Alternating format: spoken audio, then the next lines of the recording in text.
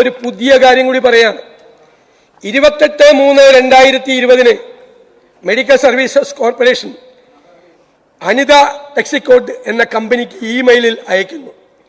അവർ പറഞ്ഞു 25,000 കിറ്റ് വാങ്ങാൻ താല്പര്യം പ്രകടിപ്പിച്ചുകൊണ്ടാണ് ഇമെയിൽ അയക്കുന്നത് 550 രൂപയ്ക്ക്. പക്ഷേ അതേ ദിവസം വൈകിട്ട് 5:55 ഈ മെഡിക്കൽ സർവീസസ് കോർപ്പറേഷൻ അതിൻ്റെ നോട്ടിൽ എഴുതുന്നു, നെഗോഷിയേറ്റ് ചെയ്തപ്പോൾ അനിത ടെക്സിക്കോട്ട് എന്ന കമ്പനി 550 രൂപ എന്ന് പറയുന്ന റേറ്റ് കുറയ്ക്കാൻ തയ്യാറായില്ല. അതുകൊണ്ട് അവർക്ക് 25,000 കിറ്റുകൾ കൊടുക്കുന്നില്ല, 10,000 കിറ്റേ അവിടെ നിന്ന് വാങ്ങിക്കുന്നുള്ളൂ. വൈകുന്നേരം 5:55 എഴുതുന്നത്. അതേ ദിവസം വൈകുന്നേരം 7:48 സാൻ ഫാർമ എന്ന സ്ഥാപനത്തിന് മെഡിക്കൽ സർവീസസ് കോർപ്പറേഷൻ അങ്ങോട്ട് മെയിൽ അയക്കുന്നു. എന്തിനാണ്? അവരുടെ പ്രപ്പോസൽ അംഗീകരിച്ചു വന്നു. അവരുടെ പ്രപ്പോസൽ എന്താ? ഒരു PP കിറ്റിന് 1,550 രൂപ. 1,550 രൂപ. അത് 15,000 വാങ്ങിക്കാൻ വേണ്ടി അവർക്ക് 100% അഡ്വാൻസ് കൊടുക്കും. ഇതിനേക്കാൾ വലിയ അഴിമതി എന്താണ് സാർ? സാർ, PP കിറ്റുമായി ബന്ധപ്പെട്ടിട്ടുള്ള കാര്യം പറഞ്ഞു സാർ.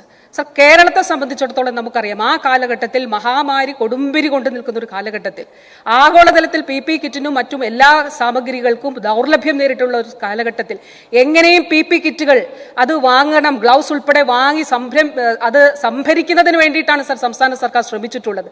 സാർ, നമ്മുടെ നഴ്സസ്, നമ്മുടെ ആരോഗ്യ പ്രവർത്തകർ, നമ്മുടെ ഡോക്ടേഴ്സ്, അതോടൊപ്പം ഫീൽഡിൽ പ്രവർത്തിക്കുന്നവർ, സാർ, മൃതദേഹം അടക്കം ചെയ്യാൻ പോലും ആളില്ലാതിരുന്ന ഒരു കാലഘട്ടത്തിലാണ് അതിനെക്കുറിച്ചാണ് സംസാരിക്കുന്നത് എന്നുള്ളത് ഓർക്കണം സാർ. വീട്ടിലേക്ക് മൃതദേഹം കൊണ്ടുവരാൻ കഴിയാതിരുന്ന ഒരു സാഹചര്യത്തെ കുറിച്ചാണ് സംസാരിക്കുന്നത് ഓർക്കണം സാർ. സാർ, PP കിറ്റ് ഇട്ടുകൊണ്ട് മൃതദേഹങ്ങൾ മറവ് ചെയ്തിരുന്ന ഒരു കാലഘട്ടത്തെ കുറിച്ചാണ് സംസാരിക്കുന്നത് ഓർക്കണം സാർ. സാർ, ആ കാലഘട്ടത്തിൽ മനുഷ്യ ജീവൻ സംരക്ഷിക്കുന്നതിന് വേണ്ടി സാധ്യമായതെല്ലാം സർക്കാർ ചെയ്തിട്ടുണ്ട്. അത് പലതവണ ഈ സഭയിലും നമ്മൾ വിശദീകരിച്ചിട്ടുള്ളതാണ്. ഈ സഭയിലും സാർ 2023 അത് വിശദീകരിച്ചിട്ടുള്ളതാണ്. അപ്പോൾ കൃത്യമായിട്ടുള്ള നമ്മുടെ ഒരു പുഴയിലൂടെയും മൃതദേഹം ഒഴുകി നടന്നിട്ടില്ല സാർ. ഇവിടെ ഒരു ഓക്സിജൻ കിട്ടാതെ ഒരാളും മരിച്ചിട്ടില്ല സാർ. വെന്റിലേറ്റർ കിട്ടാതെ ഒരാളും മരിച്ചിട്ടില്ല സാർ. സാർ, വികസിത രാജ്യങ്ങളിൽ അത് സംഭവിച്ചിട്ടുണ്ടെന്നുള്ളത് നമ്മൾ കാണണം സാർ.